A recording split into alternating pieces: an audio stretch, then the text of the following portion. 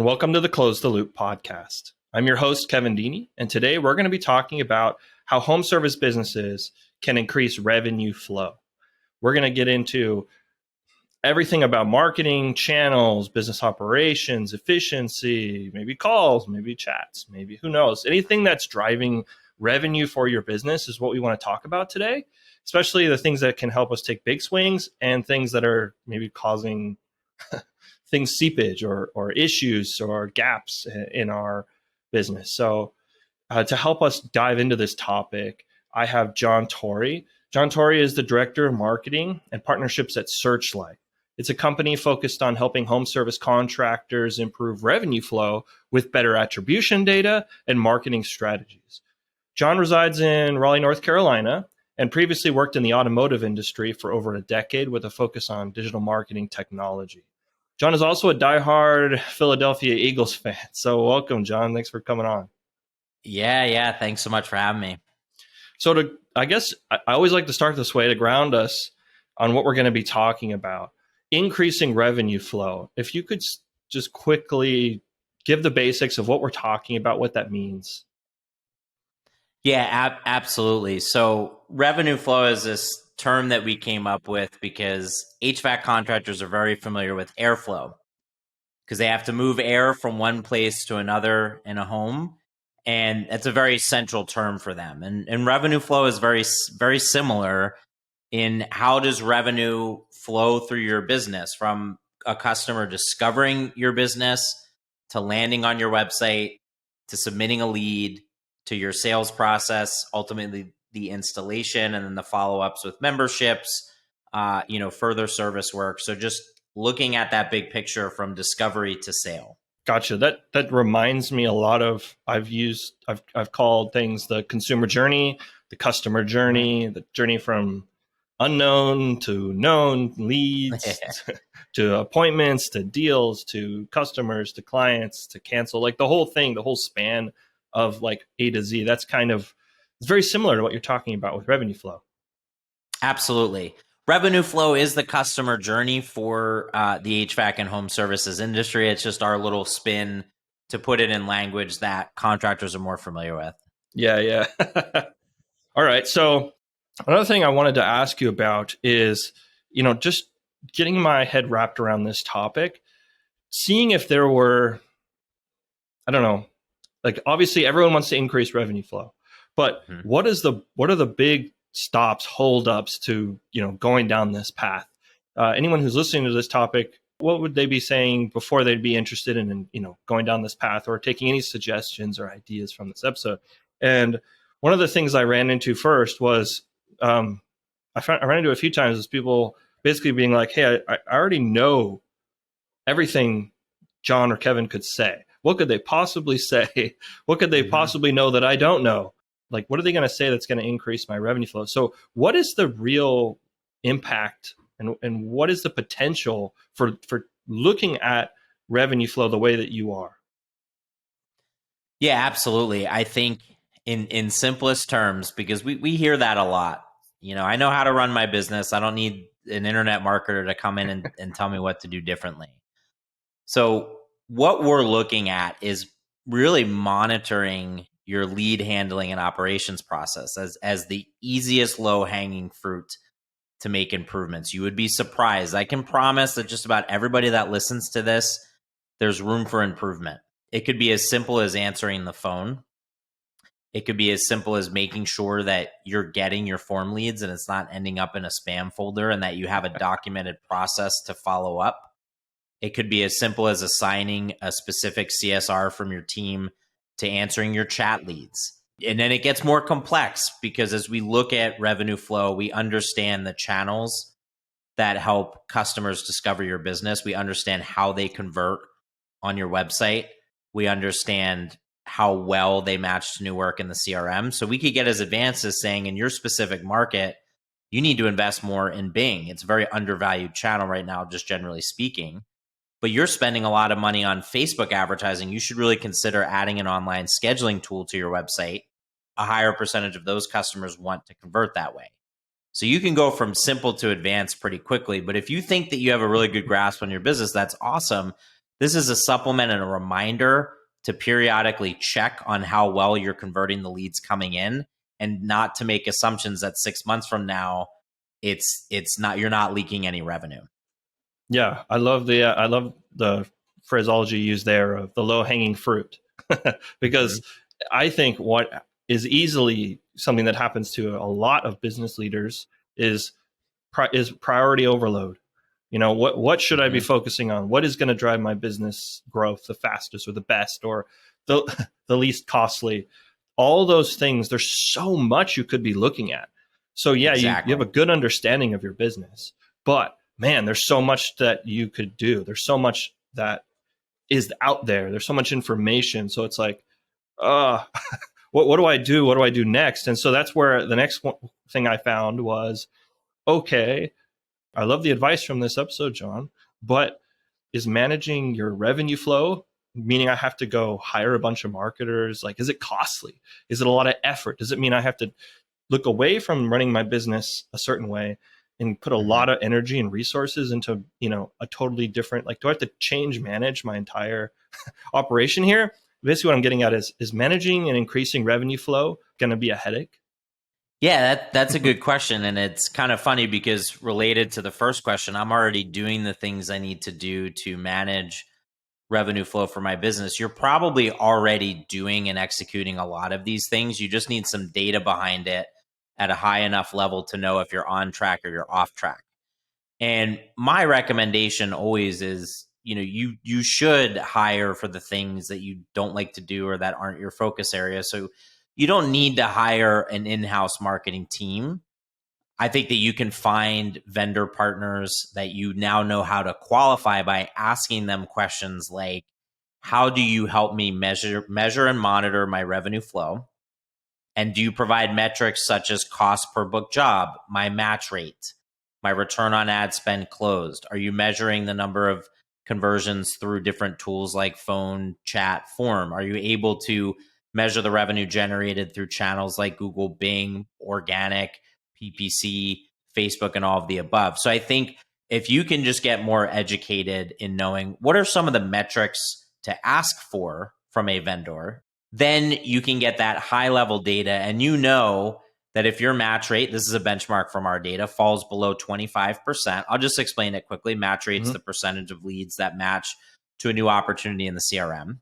If that falls below 25%, you're below the average, there's probably something wrong. And to then ask your vendor, hey, can you dig into this more? And it might be that, hey, you're not responding to chat leads fast enough. A lot of great leads are just not being responded to, and then you can take action.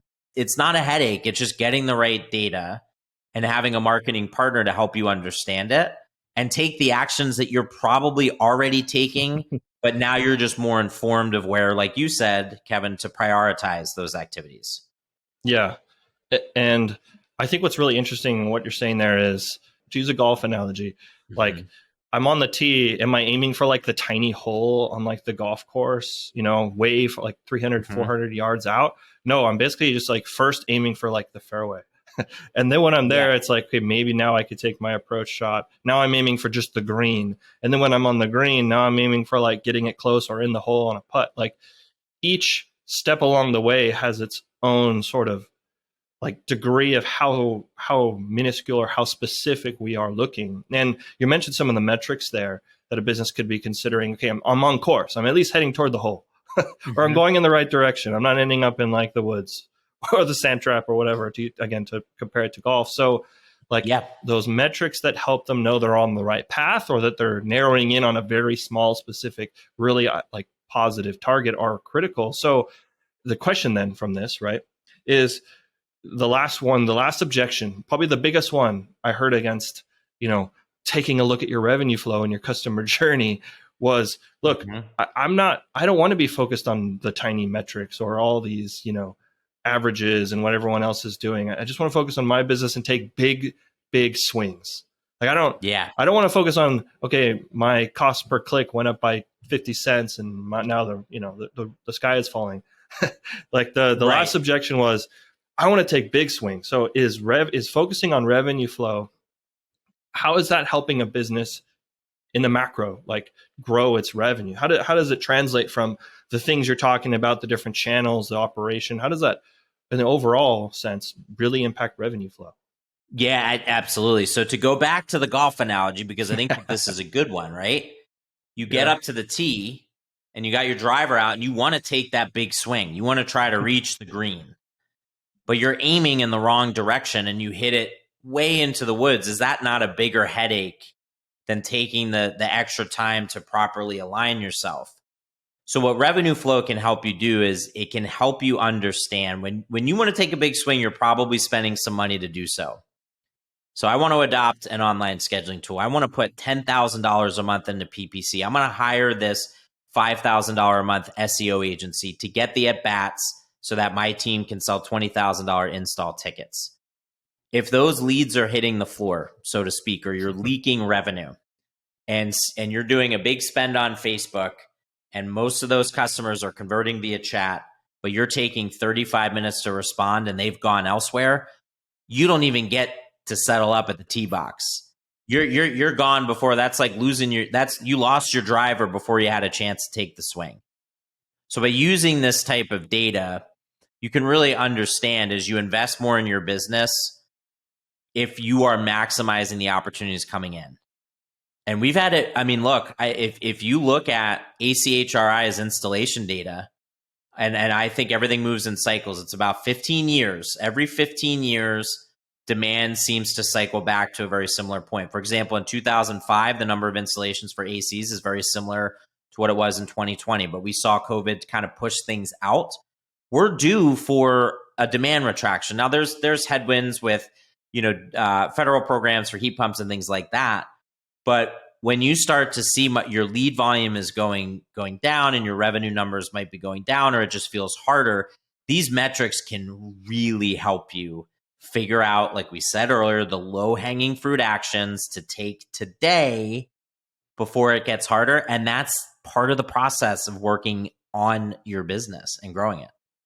Wow, that was fantastic, John. And so succinct about answering that because, yeah, I mean, it can be such a whiff to to be totally, hitting, like, again, golf analogy, you're hitting in the one direction, then hitting back, and then hitting back. You end up with like very high scores when you're not able to just, get there. It saves so much time and headache to get there the right way. So in terms of, originally you said, okay, revenue flow is all about monitoring and measuring and looking at your consumer journey and figuring out how your business needs to grow, wants to grow. So how does a business understand and monitor what's going on in the business? Like how does it know and monitor those steps, those big, let's say, points along the path, so that it knows, okay, I have leads, I have booked appointments, I have, jobs scheduled, I have jobs completed, I have received, how is a business first measuring all that and understanding it? Like, I know it's a big question, but it's sort of like a big one I think we should tackle here. Yeah, I think it's really important. So let's just talk through some of the metrics that make up revenue flow. So leads is at the top, right? It's somebody came most likely to my website. They might have clicked an ad, called Google click to call, but somebody has contacted my business. Then the next step after that is, are they in my CRM, customer relationship management tool, with the new sellable opportunity? So I'm going to pause here quickly because a lot of what's talked about today is cost per lead, which is not a revenue flow metric. So cost per lead is a calculation that could include customers who already have an appointment and they just want to confirm the time. It could be from somebody outside of your service area. It could be a vendor trying to pitch you a service. It could be your tech calling in to check on their next appointment. I've heard those calls. Those leads are never going to turn into revenue for the business. So that's why what we want to look at is the percentage of those leads that match to a sellable opportunity in the CRM. That is match rate. That is the first thing that I want to understand about the leads that are coming into my business. Are they actually turning into something that I can sell into? And then the next step after that, to keep it really high level, is your booked job rate. So of those, of the leads that have come in, what percentage of them turn into a sold or closed job? Because when you start to understand that cost per book job metric behind it, and you can start to say, okay, I want to lower that. How do I lower that? Well, I have to improve my match rate. So let me look at my operations and make sure that match rates for specific conversion tools meet the right benchmarks. But the other thing might be I need to adjust my marketing strategy. I can't keep spending so much money on branded keywords, which are people searching for your business name. I need to start bidding on things like AC repair near me. So I think those are the core. I mean, it's really high level, but it's just somebody comes to your website or they contact your business another way. Do they end up in the CRM with an opportunity for you to sell or complete work? And how well are you booking those jobs? And then really the final piece is how much are those customers spending? So once you know your cost per book job and you know how much they're spending, you know the return that you're getting on that. And you know your goals. If it's 25% EBITDA, you need to be above a 4X on those numbers. And there's different levers that you can pull intelligently. So if you're getting a cost per book job under $300, that's great. But if your average ticket is $150, you'll have to, your vendor should adjust the marketing strategy to focus less on service. And then when it gets really, really good is if you think about, okay, I want to grow my business. I'm already doing really well. I've got my driver. I didn't lose it. I'm aimed the proper way. I'm good, John. How can you possibly help me? Well, I tell you exactly how. Is when you start to look at the way that customers convert on HVAC websites, when you start to look at the channels that are bringing in revenue, when you're looking at the average tickets, the match rates, you can start to see the wave as it's forming, and you don't try to catch it when it's crashing. What I specifically mean, online scheduling is a great example of this. I'm seeing the wave form. More and more people are starting to use online scheduling tools. Phone is still going to dominate. It's still 78% of closed revenue is converted through phones from PPC. Absolutely. But if that drops by even 3% because customers are choosing to book online because it's more convenient, that's a 3% advantage to your business if you see that trend happening now and you dial in your process ahead of time and people know that you offer that. That's just an example. Yeah. I wanted to also, I mean, that's really great, really awesome explanation. And there's a few things that came out of that that jogged a few things in my memory that I also wanted to share to connect it with how real, how big swings this types of things that you're talking about can have. We've had instances where a business has come to us and been like, we're doing excellent. Everything's great. And then here's just a couple examples from a customer that has said that who's come to us. They've said the first one example I could think of is we helped them realize that over 60% of the calls, leads they were getting went nowhere. Like you said, spam folders. We saw it going where they went to hold, they went on hold, and then the call never got picked up. Yep. We saw absolutely tons of leads were going nowhere. And they were still doing really well with the ones they had. So we just pointed that out. And then they were like, okay, well, that seems like a big deal to us. We're going to, hire a few more handlers, hire a few more people to take the calls. So less are going into the no man's land. And they just exploded they thought they were doing great. Now they were doing awesome. Now, the other example, very similar to match rate, we have two things that we categorize. One of them is like booked, and the other one is prospect. So just quickly, bookable is very similar to how you described it. To us, it's like, could the lead have turned into an appointment? The other one is prospect, which is like, yeah, are they even serviceable? Are they even capable? Or is this just a tech or a family member calling in? So like, the combination of those two is very interesting because if you have hardly any prospects coming in, that tells you the quality is off. If you have hardly any bookable opportunities, maybe they're calling and saying, "Oh yeah, I got to go really fast." Then, or maybe it never gets to that point. Maybe the conversation's lasting a half hour talking about something irrelevant. Yeah. Then all of these are problems that even just adding one sale a month is huge.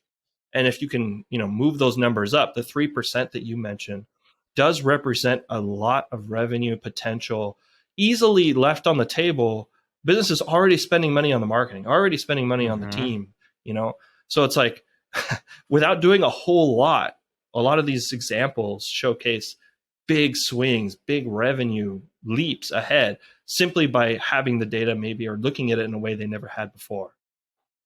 I couldn't agree more. And a lot of what we focus on is talking about just get 1% better each month. If your book job rate increases by 1% and you do 100, sold jobs a month, that's one extra job, like you said. And if your average installation ticket is $8,500, when you think about that's each month, and then it grows, it compounds, and then you sell memberships and things like that. And earlier when people say, well, I'm generating revenue flow, I don't need any help. But what if you could get 1% better each month? And then that's 12% over the course of a year, and even more as it compounds. That's the sort of secret sauce of, you get into some of this data, like you can really fine tune and bring your cost per book job down. You can increase your average ticket. You can add the right tools to your website to allow your customers to convert. You can pick the right marketing channels. You can see when certain marketing channels become less effective and others become more effective because not as many people are using it. Yeah, that's huge. And we're talking about a lot of really cool insights that the business can become aware of and then act on it. So that leads me to another big question here, which I found from my experience. I mean, I'm a little more data savvy. Yeah. And even I run into this all the time, which is, okay, let's say I have all this data. So why is it difficult? Why are businesses struggling to turn data into actionable insights? Like let's say I'm advertising in a bunch of channels. Why is it hard to know what channels are working, what channels are not? Like, why is it so difficult to turn what does feel like a mess of data into, okay, actionable insights?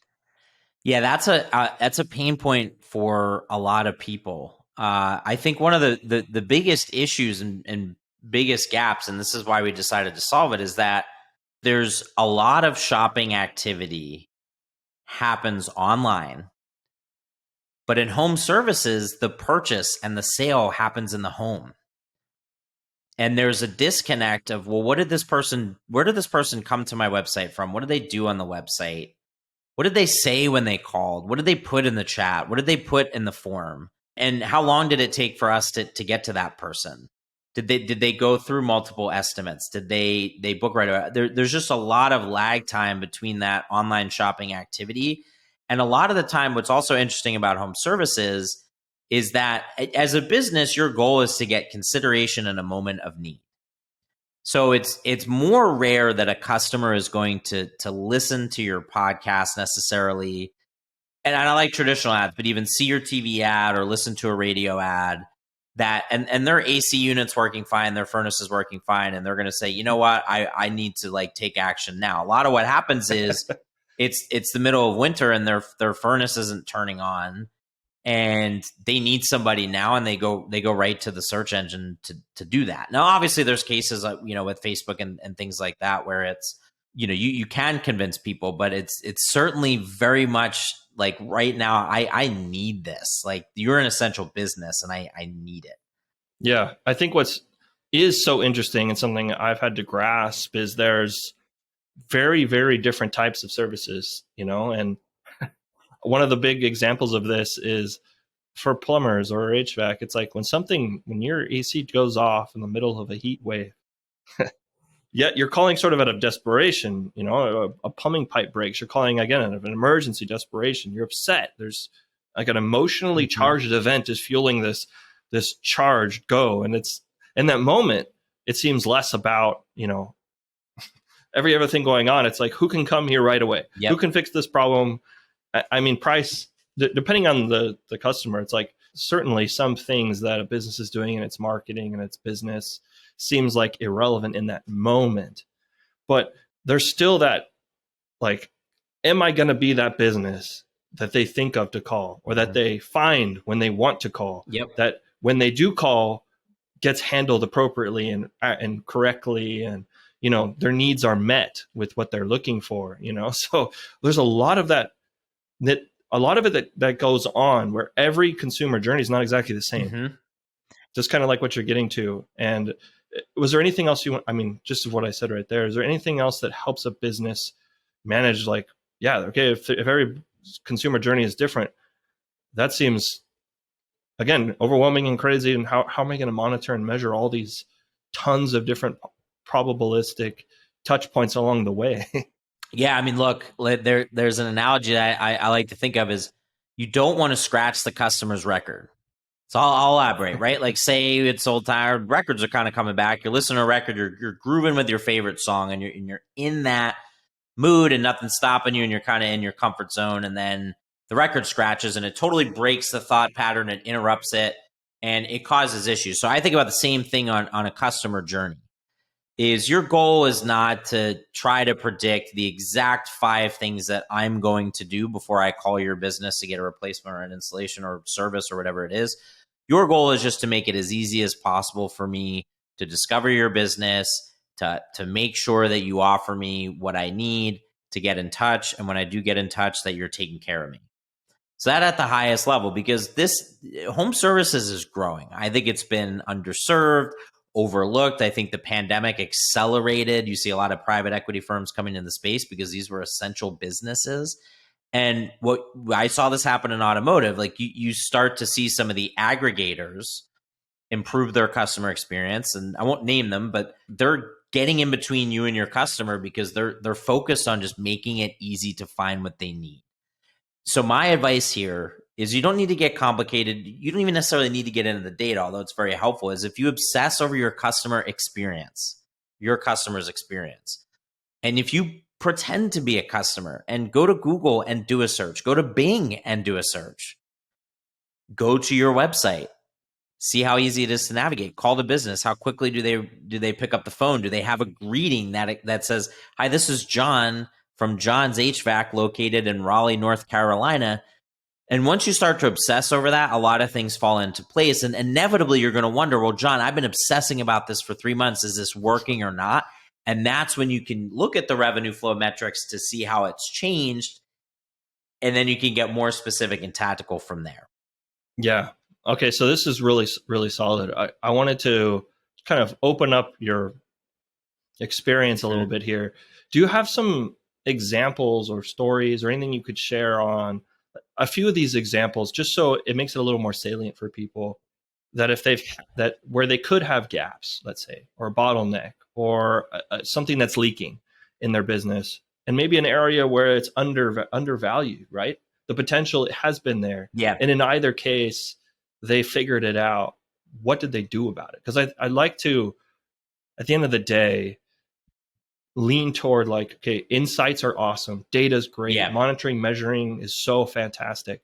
But what do you do about it? Yeah. At the end of the day, you know? So I'll give you an example. I'll give you 2 examples, but this is an example of where what they don't do, what they didn't do that was important.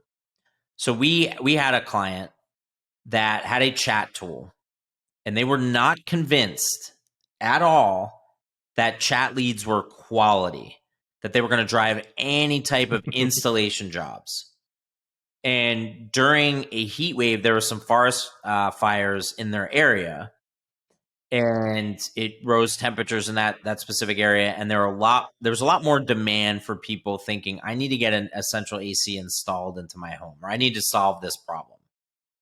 And what we found, and don't quote me on this, I don't remember the exact numbers, but it was pretty close to 80% of the closed revenue during those 2 or 3 summer months was coming in from form and chat leads, which is totally the opposite of what would normally happen, whereas phone calls drive about 80% of revenue. And that's going to largely stay the same for a while. But just in this case, with all the excess demand, I think what was happening is I think their phone lines were busy.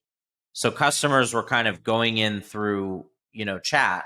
And we collect everything. We can see the transcripts and all of that. So we were seeing people effectively go through a sales process. Do you have this equipment? When can you install? What's the range of price? Bam, let's set the appointment. And it generated that revenue. Now, astute people might come back and say, well, what happened when the demand went down? It continues to be a conversion tool. Again, it doesn't drive as much as phone calls, but it drives significantly more than the monthly fee to have the chat on the website. So in this case, they did not cancel. They kept it on the site as an added way for a customer to get in touch with their business. And we kind of proved to them, like, yes, you do get installation leads from this, $15,000 tickets coming in through chat. So that's one example. Another example, Right. this is something that, I mean, it happens more than you think. I think you reference this as, a customer spending 5 figures on a PPC budget, and their automated greeting was looping through without giving an option to press 1, 2, or 3 to connect with somebody. So we were seeing customers on hold 15 minutes, which is crazy. People are saying on that long, but their match rates are extremely low, and that was a clue to us that something was off. So it was as simple as fixing the automated greeting and making sure that there's an option for a customer to leave a voicemail, or that after 2 minutes it says, hey, we'll call you back, or just something, as just 2 tangible examples. Wow. So the first one with the chat and calls, we see something so interesting. We've seen this, something kind of similar, but a different angle I wanted to spin on it is we've seen businesses who are like, chat, I don't know about that. A website chat, like that's just going to bring in a lot of fluff and weirdness. Yeah. And one of the other objections we heard on that was, who am I going to have man this thing?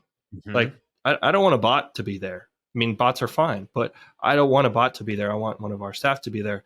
And that's just going to take them away from calls, which are, like you've mentioned, more important to me. And I like having the person there in real time.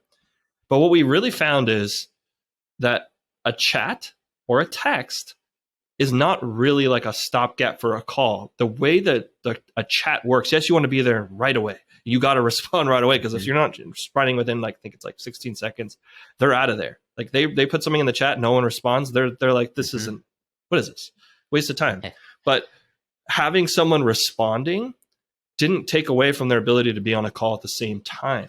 So it was really interesting that it's expensive to man phone calls. You need people, you need them trained, you need to know what to say. They have to have some sales skills and some customer service skills, and they're handling a lot.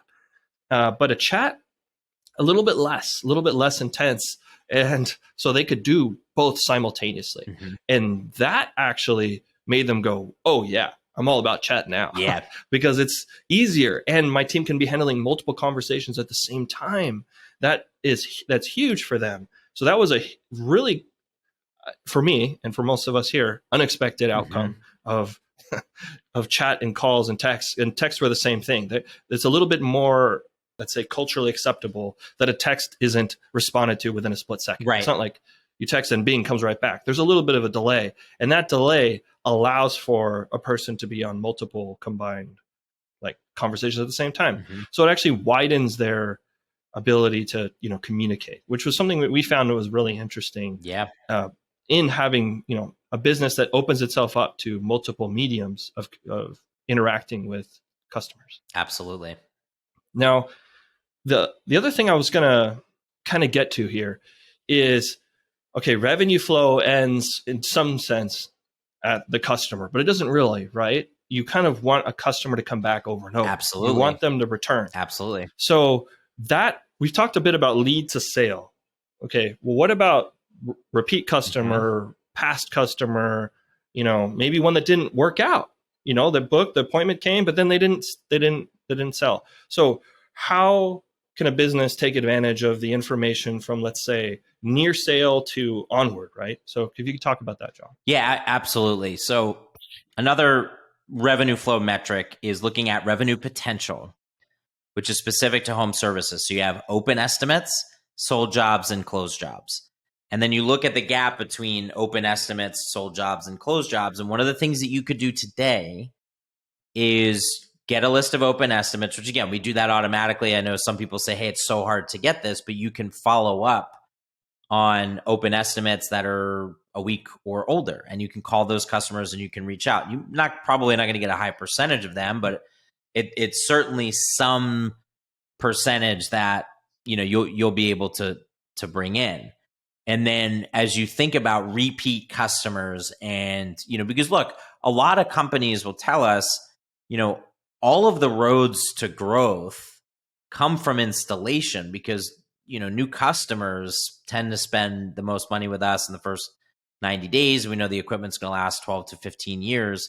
But we do track that. We can see when people come back, and there's just been some interesting, I'll give some anecdotal, just examples. Like we've seen people get a furnace replacement that come back 4 weeks later for a hot water heater replacement if you're offering both of those services. And we look at the percentage of membership sold into some of those jobs, and we can track the lifetime value of a customer. And that's where I think it might overwhelm some people when you start, well, I have to manage this, then I have to manage that. Again, it's the data it's made to just be simple so you can monitor what's happening and that you're trending in the right direction. And then when you work on your business and you want to get into the specifics, if you feel as though, hey, my benchmarks are showing lead handling is good, I've got the right conversion tools on the website, I feel good about the marketing strategy, and it's always going to be there. It's always being monitored. So I'm comfortable then to put my focus on, okay, let's do some email marketing to customers with older equipment that aren't on our membership program, or as we start to, offer some fall discounts, or we offer some spring discounts. Are customers coming in from those campaigns, and are they doing service with us in the next season? What percentage are doing that, and how can we do a better job? And again, it all goes back to this obsession over the customer. It's if you're obsessed with a customer and you provide a good experience, and you can leverage, it's much easier to leverage the marketing tools at your disposal. When you call an open estimate and you've done a great job when you're in the home, you might have a higher likelihood, right? They might have just forgotten, or they're just still debating, or whatever it is.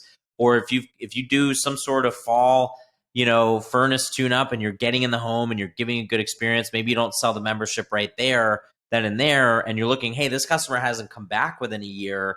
Let's do some outreach. If you've done a good job at providing them a good experience, you're probably more likely to get them in the loop again. And there's a big discussion in home services about monthly recurring revenue, annual recurring revenue.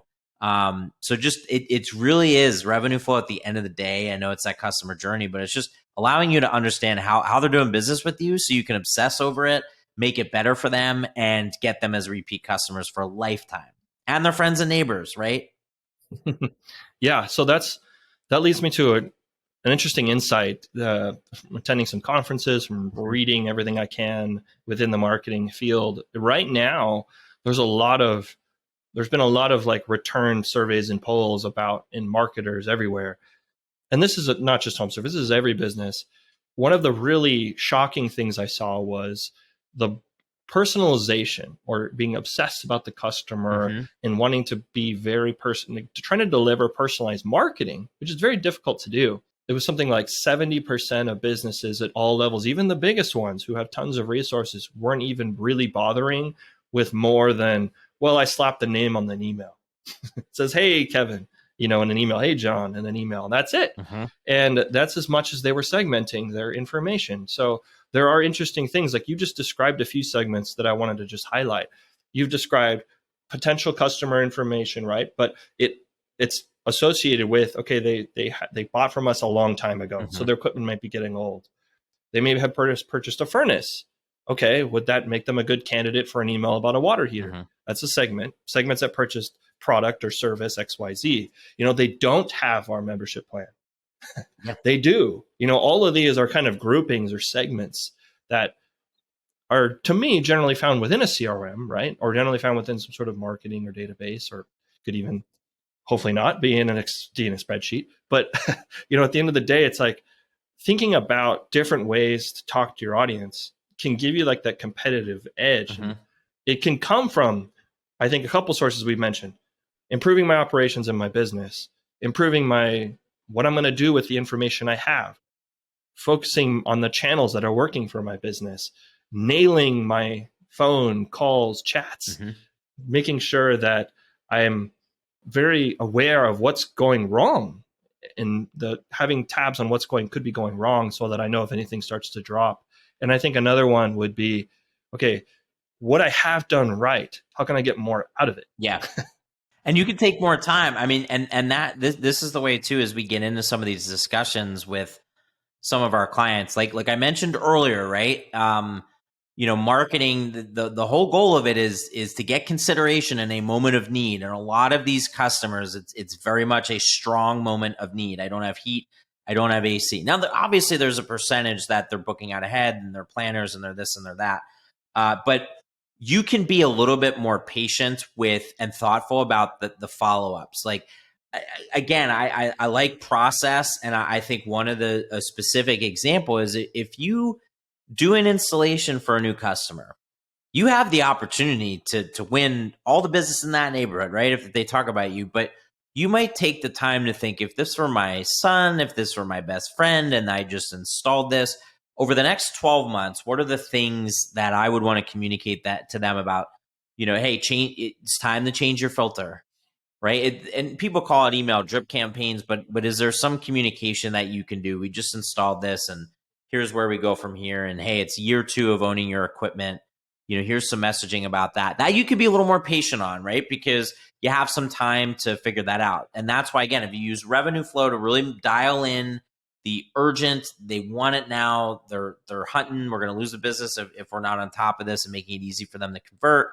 And then you can sit down with your team. And that's the fun part, because this is what you're good at, is thinking about what value can we communicate on a monthly, bi-monthly basis that we would communicate to our friends and family about their new equipment, or somebody that just got their spring tune-up and just, hey, it's time to change your filter, just a friendly reminder. Now, I think I think equipment will have smart furnaces and smart ACs that'll start to communicate some of those things automatically.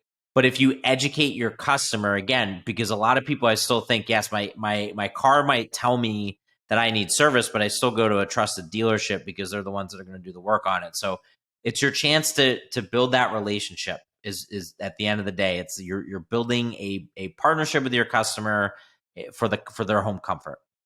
Yeah, that's really interesting. I thought you just brought to mind a couple examples I thought I would share. Mm-hmm. One of them was when I first moved into our house, I got some stuff in the mail that was like, hey, you've just moved in. Mm-hmm. We're your neighborhood plumber kind of Mm-hmm. stuff. Another interesting one I got was there was a fire nearby. And then I think it was like a month later, it took a little while, but it was a month after, I got something saying, hey, there was a fire in the neighborhood. Maybe you should check your filter. Mm-hmm. Here's XYZ HVAC. Mm-hmm. Another interesting one was I got from a termite company. They said, hey, we just cleared out some termites in the neighborhood. Just so you know, that probably means they're in your area too. Mm-hmm. It didn't necessarily have to be true, but there's some really interesting ideas that there and come off of what you're saying, John. I love the actionable takeaways here that a business could be going, yeah, that's an interesting idea, or I like that, or yeah, I could do that. So, like, one of the sort of final questions here. Yep. What's required for a business to do everything we're talking about? I feel like I'm gravitating more toward, a business owner could do this. Maybe at bare minimum, be looking at a lot of this important stuff. But, it sounds like it'd be also very helpful to have a marketer either in-house or outsourced or something, or a partnership with an agency, or, someone who comes in every once in a while and does some, pulls this information together annually, consultative wise. So what's essentially required? You mentioned CRM. I know that's the tech side. Yeah, definitely. What's sort of essential and required for a business to sort of get around this and get going with this, to make sure if they have a checklist, okay, check 1, 2, 3, check the boxes here. What's basically required to increase revenue flow? Yeah, I mean, at the end of the day, if you're looking to measure this accurately and robustly, you obviously need the CRM, but you need a company that can put a pixel on your website and connect all the data. If you're using, a different, you're using a chat provider, a web vendor, an online scheduler, an advertising provider, an SEO agency, a CRM that's 6, 7 different companies, you need to find a partner who can tie that data together. Now, obviously, that's what we do. That's why we built it. We haven't seen anybody do it. So there's always that option, right? But beyond that, we do see a lot of companies, they do either hire for this, or they find somebody internally who's interested and spends some of their time analyzing the data from the CRM. I've heard a lot of stories. I want to pull my hair out because I can't get the accurate data and I don't have this full picture. But if you can start to just look at some of those higher level, if you're at least thinking about it, and you're looking at what revenue am I bringing in monthly, what am I spending on marketing. It doesn't mean that that's the ROAS, because not every job that comes in is going to be from a marketing channel, but you want to make sure it's accurate. I mean, that's at the end of the day. This is why it's so hard, because I don't think there's a simple checklist that says you can get all of this today. Because I did it. I did it for over a year. I mean, I listened to call. I tracked every single lead for a few clients. These were thousands of leads in a year, to see where the information was accurate and how to make decisions. And unfortunately, it was very inaccurate because of the disconnect of activity that happens on the website and the activities in the CRM. And so there's a disconnect there. But I think one of the simple ways that you could just do this to test is to have a friend call your business and just listen. Are they following some of the steps that you've taught them? Fill out a form on your website. See if somebody responds to you. Go to your website. Check your website page speed. You can just Google website page speed. You can plug in the URL and you can see if it comes up all red, then there's an issue there. And you can have somebody internally and you can go through CRM data, and there's a lot of stuff that you can get out of it. It's just double check that it's accurate. But I think if you're at least thinking about it, and you're asking your vendors to provide some of the data, then you're on the right track. It might not be perfect. It might not be the robust solution, but you're at least on the right track of, hey, I don't care about cost per lead or cost per click. How many book jobs did this drive? What's my cost per book job from these channels? Start there. That's one thing. Start with that. Instead of cost per lead, cost per book job. No, that's really good. So again, just to kind of put a bow on any of this, is there anything that we didn't mention, we haven't talked about yet? Anything you were like, oh, I got to mention this? Anything at the end here you'd want to mention before we kind of close out? I think this is pretty robust. I think that what you're going to see happen is there's going to be more attribution technology. It's a logical next step. I think we're one of the first to really dive into it, but I know it's not going to be the last. As you start to dive into data, and you start to think logically about it, and you get more comfortable with it, you'll ask the right questions. It won't feel overwhelming, I promise. And the industry standards will continue to increase for this type of data and this type of insight. So I guess the point there is, if you're feeling a little behind or overwhelmed, take a deep breath. You have a business like that, tough business to do, and the industry is catching up. If you're listening to this, you're already on the right path of thinking about things just a little bit differently. Wow, that's really great. I love them. I love ending it in sort of like a positive way. Exactly. A little bit of what we talked about is like, oh man, this is a lot. So Jon, thank you so much for coming on. Can you share with our listeners how they can connect with you, find more about you, find more about SearchLight, and what it is you guys do if they're interested? Yeah. So you can always head over to our website, SearchLightDigital.io. But if you're really interested in the data, if you're kind of thinking, okay, I kind of get what he's saying, I'm a little bit overwhelmed, I want to read a little bit more about this, head over to thedatadriventrades.substack.com. I said one email a week where I highlight insights from the data, and we document questions to ask and things like that. And look, if you want to email me, jon@searchlightdigital.io. If you have questions, you need help with this, always available. Our goal is to help move this industry forward through better data and actual insights. So, always looking for feedback, questions, things like that. Awesome. So again, recap, we've gone over what's driving, what is revenue flow, what's driving it, maybe what's leaking it, what areas a business could be thinking, okay, areas to capitalize on, not just keep it as data insight, but orchestrate it into actions, ideas. We've talked about ideas.